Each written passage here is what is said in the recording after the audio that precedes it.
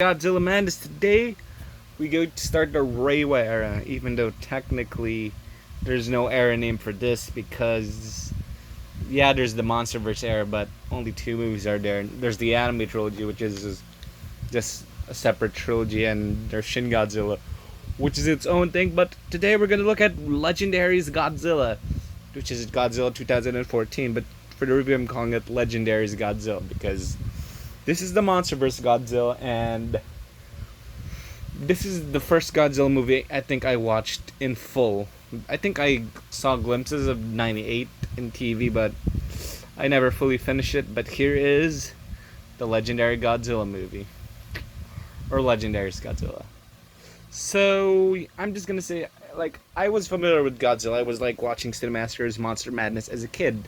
So, I knew of the Godzilla movies, but I never really got to see them because, like I said, they aren't readily available on DVD or readily being shown on TV because they are Japanese movies, and I don't think they would just show dubbed versions a lot because that's that.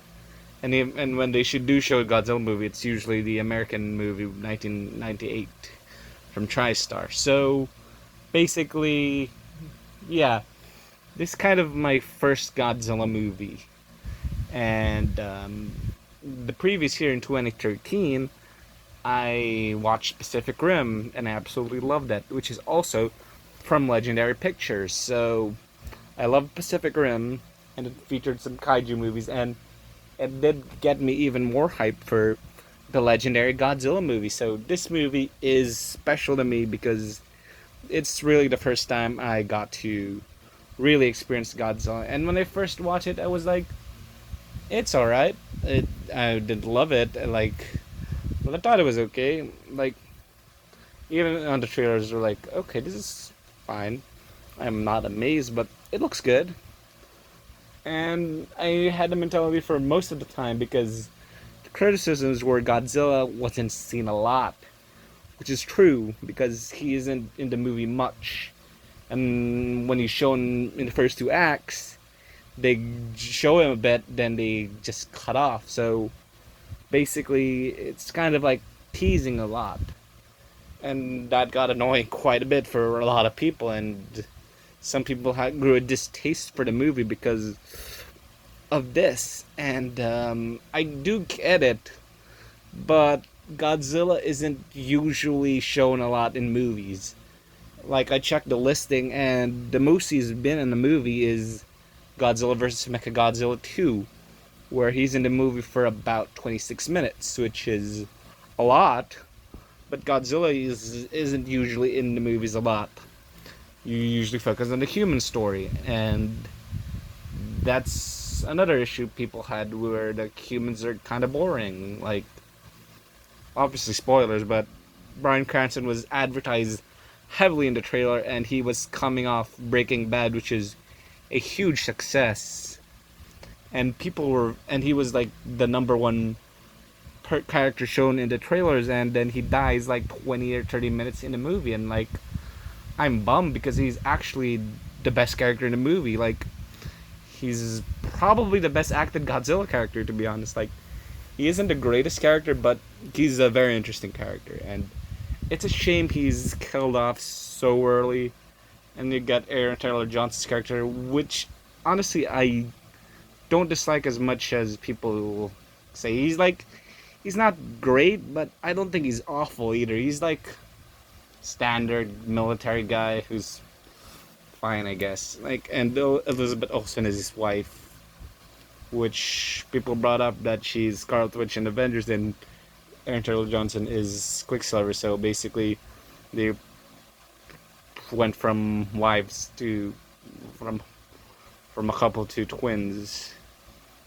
And I just remember that the Ultimate Comics had Quicksilver and Scarlet Witch be a couple. So basically, yep, that is Jeff Loeb or Mark Millar's dream come true. So yeah, Godzilla isn't in a lot, but we morally follow the Mutos, who one of is discovered early in the movie in the Philippines, country. What's it with giant monsters attacking here? Like first was Pacific Rim, and then here, like I guess Legendary really likes monsters here, and monsters really monsters don't really change much of a wreckage here. But anyway, the movie visually looks fantastic. It is a bit too dark for my liking. Like sometimes I'm just like I really can't see the action because it's a shame because the CG does look good and the climax is absolutely fantastic. It's like the best part of the movie, and honestly, after rewatching it, I actually didn't mind the constant cock teasing that the movie did because personally, I actually kind of love the tension when I just rewatched it pretty recently. Like, I kind of enjoyed the tension and the build up, which I'm surprised personally. Like, I thought it was like, okay, this is just an okay movie, but turns out I actually really like it. Like, especially after watching like Japanese movies where like they're more tightly paced because they didn't need to go a 2 hour runtime.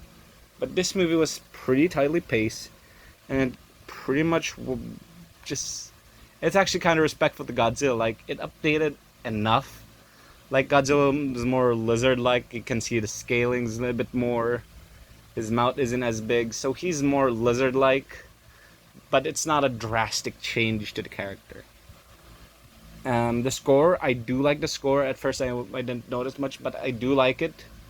They didn't use the classic Godzilla theme, but I do like the score.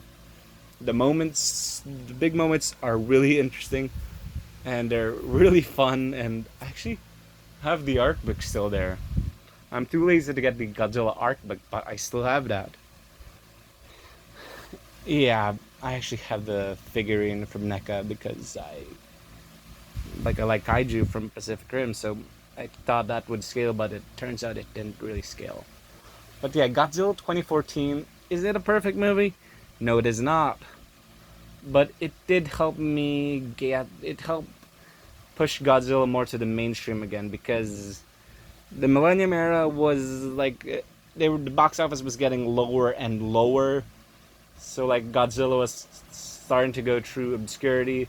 So Toho gave Hollywood another chance, and Legendary did prove they could actually Americans can make a good Godzilla movie, which does respect the past, Godzilla's origins and stuff.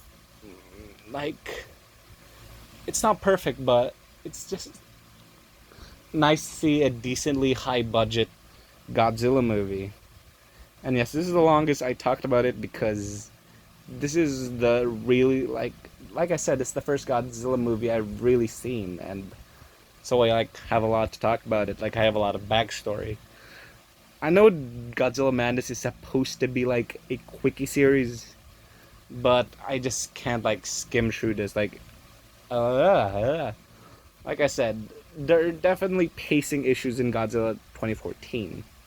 Like they do cut off a bit too much, but I just love this movie. It's one of my favorite Godzilla movies, in fact.